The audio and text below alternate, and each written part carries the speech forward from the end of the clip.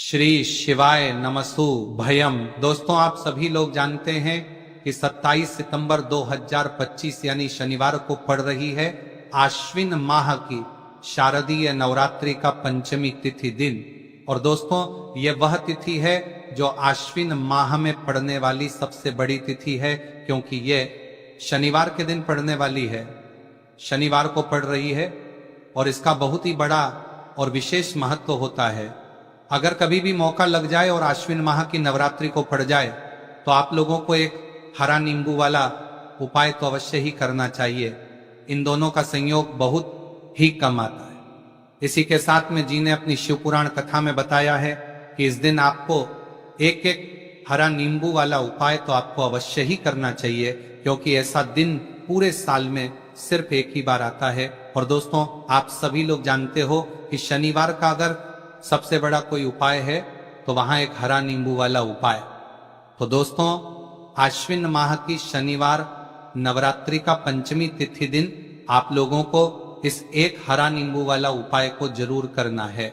बहुत सारे लोग होंगे जिन लोगों ने इस उपाय को ना किया हो, मतलब पूरा साल निकल गया, उन्होंने किसी भी दिन इसे हरा नींबू वाला उपाय को ना किया हो। पर दोस्तों, आपके पास एक आखिरी मौका बचा हुआ है, जो कि 27 सितंबर 2025 आश्विन माह की शनिवार नवरात्रि का पंचमी तिथि दिन के दिन है। इस दिन आप लोगों को इस वाले उपाय, नवरात्रि का पंचमी तिथि दिन के दिन है, को जरूर कर लेना। भले ही आपने पूरे महीने भर इस उपाय को न किया हो, पर अगर आपने इस आश्विन माह के शनिवार नवरात्रि का पंचमी तिथि दिन के दिन अगर इस वाले उपाय को कर लिया तो आपको इस उपाय को करने का वह फल मिलेगा जिसकी आपने कभी कल्पना भी नहीं करी होगी। इसीलिए आप लोग इस वाले उपाय को एक बार जरूर कर लेना है, ताकि आप लोगों के हाथ से यह मौका ना जा सके और आपको इस उपाय को करने का फल मिल सके। दोस्तों, यह उपाय पंडित जी ने शिव महापुराण की कथा में बताया है, जिस उपाय को आज हम आपको बहुत अच्छे से समझाने वाले हैं। इस वीडियो को देखने के बाद इस उपाय को समझने के लिए आपको कोई और वीडियो को देखने की जरूरत नहीं पड़ेगी। तो चलिए दोस्तों, उपाय को मैं करते हैं। देखिए, यह इस आश्विन माह के शनिवार पंचमी तिथि के दिन यह इतना खास होता है, इतना महत्वपूर्ण होता है। देखा गया है कभी कभी बड़े बड़े पूजा पाठ अनुष्ठान से जो मनोकामना पूर्ण नहीं होते, वह आश्विन माह की शनिवार पंचमी तिथि के दिन एक छोटे से उपाय करने से ही आपकी मनोकामना पूर्ण हो जाती है। और बहुत सारे लोगों ने इस उपाय को किया भी है और उनको इस उपाय को करने का फल भी जरूर मिला है। अगर आप लोग भी इस उपाय को करना चाहते हैं तो आप इस उपाय को पहले अच्छे से समझ लेना, सुन लेना, उसके बाद करना। आपको इस उपाय का फल जरूर मिलेगा। और इस उपाय को कर लेने से आपके घर में चाहे किसी भी प्रकार की दुख और समस्या क्यों ना चल रही हो, आपको उसका कारण भी नहीं पता है कि भाई ये समस्या किस कारण से चल रही है, उसका कुछ भी कारण हो सकता है, जैसे पितृदोष हो सकता है या किसी भी तरह का मंगल दोष भी हो सकता है। तो इस दिन आप लोगों को ये वाला उपाय कर लेना है। ये एक ऐसा उपाय है जिस उपाय को अगर किसी विशेष दिन पर किया जाए तो भाई उस विशेष दिन का जो है वह तो हमें मिलता ही मिलता है। पर हमने उस दिन पर इस उपाय को किया है तो हमें उससे भी बड़ा फल मिलता है, और फल बहुत जल्दी मिलता है, क्योंकि आप इस उपाय को बहुत ही बड़े और विशेष दिन पर कर रहे हो। तो चलिए अब उपाय के बारे में बात करते हैं, लेकिन उससे पहले आप लोगों के लिए बात करते हैं। तो यह जानना आवश्यक है कि आखिर यह उपाय किस समय करना है, किसको करना है और कैसे करना है। तो चलिए हम आगे आपको वीडियो में एक एक करके बता देते हैं। लेकिन उससे पहले, अगर आप लोग हमारे या फिर मेरी आवाज आज पहली बार सुन रहे हैं और इस वीडियो को लाइक करके कमेंट बॉक्स में श्री शिवाय नमस्तुभय है, ओम नमः शिवाय जरूर टाइप कर देना। तो दोस्तों, इस एक हरा नींबू वाला उपाय को हमें इस आश्विन माह की शनिवार के दिन कैसे करना है, किसको करना है, किस समय करना है और कहां पर करना है, ये सारे सवालों के जवाब आपको इस वीडियो में मिल जाएंगे। और जो ये वीडियो देखेगा भाई, उसको एक हरा नींबू वाला उपाय जरूर करना चाहिए, क्योंकि इस दिन तुलसी पत्ते का भी बहुत ही बड़ा और विशेष महत्व होता है। आ जाइए, एक हरा नींबू वाला उपाय की तो ये सोने पर सुहागा वाली बात हो जाती है और ये बहुत ही बड़ा उपाय हो जाता है इस आश्विन माह के शनिवार का। तो अब दोस्तों, इस एक हरा नींबू वाला उपाय को आखिर करना किसको है, सबसे पहले हम लोग वो बात जान लेते हैं। तो देखो, घर की जो बड़ी माताएं बहनें होती हैं, उन माताओं बहनों में से कोई भी एक बड़ी माता बहन इस वाले उपाय को कर सकती है। और दोस्तों, अगर आप चाहे तो अपने घर में से सभी सदस्यों को भी इस उपाय को करवा सकते हैं।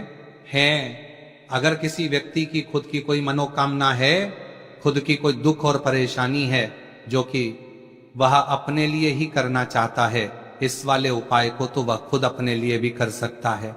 बाकी अगर कोई घर में से ऐसा है जो कि अपने पूरे घर परिवार की सुख और शांति के लिए ये वाला उपाय करना चाहता है, तो भाई वो भी करता रह सकता है, उसमें भी कोई दिक्कत वाली बात नहीं है। कहने का मतलब यह है कि इस उपाय को हर एक सदस्य भी कर सकता है और पूरे घर परिवार के सदस्य के लिए घर की बड़ी माताओं बहनों में से कोई एक माता बहन भी कर सकती है। माताएं बहनें अगर घर में उपस्थित ना हो या ये वाला उपाय ना कर पा रही हो, तो फिर घर का कोई बड़ा सदस्य भी इस एक हरा नींबू वाला उपाय को कर सकता है, चाहे फिर वह पुरुष ही क्यों ना हो, उसमें कोई भी दिक्कत वाली बात नहीं। उसके बाद में दोस्त, और जो अगला प्रश्न निकल कर आता है वो ये आता है इस उपाय को लेकर कि आखिर इस उपाय को हमें किस समय करना है, सुबह के समय करना है कि शाम के समय करना है। तो देखो, इस वाले उपाय को आप लोग सुबह के समय भी कर सकते हो और शाम के समय प्रदोष काल में भी कर सकते हो। अब अगर आप पूछो कि भाई साहब सबसे उत्तम समय कौन रहेगा इस एक हरा नींबू वाला उपाय को करने का, तो हम आपसे बस यही कहेंगे कि इस उपाय को आप सुबह के समय करेंगे तो ज्यादा बेहतर होगा। बाकी अगर प्रदोष काल शाम के समय भी करेंगे तो भी अच्छा होगा, उसमें कोई भी दिक्कत वाली बात नहीं है। तो अब दोस्तों, जो अगली सबसे बड़ी और महत्वपूर्ण बात आती है वो ये आती है कि सुबह अगर हम उपाय को करेंगे तो हमें कितने बजे से लेकर कितने बजे तक के बीच में करना है, और शाम के समय प्रदोष काल में करेंगे तो हमें कितने बजे से लेकर कितने बजे के बीच में करना है। तो देखो, सुबह जितनी जल्दी हो सके आप उपाय को करने की कोशिश करना। बाकी अगर किसी कारणवश लेट भी हो जाओ, थोड़ी देर भी हो जाए, तो 10 या 11 बजे तक भी आप उपाय कर लेना, पर 12 बजे से ज्यादा देरी ना हो, ठीक है? इस बात का ध्यान रखना। उसके बाद में दोस्तों, अगर शाम के समय प्रदोष काल की बात करें, प्रदोष काल का जो समय है होता है वह शाम के 6 बजे से शुरू हो जाता है। मतलब शाम के 6 बजे से लेकर 7 बजे के बीच का जो समय होता है, यह समय प्रदोष काल का समय होता है।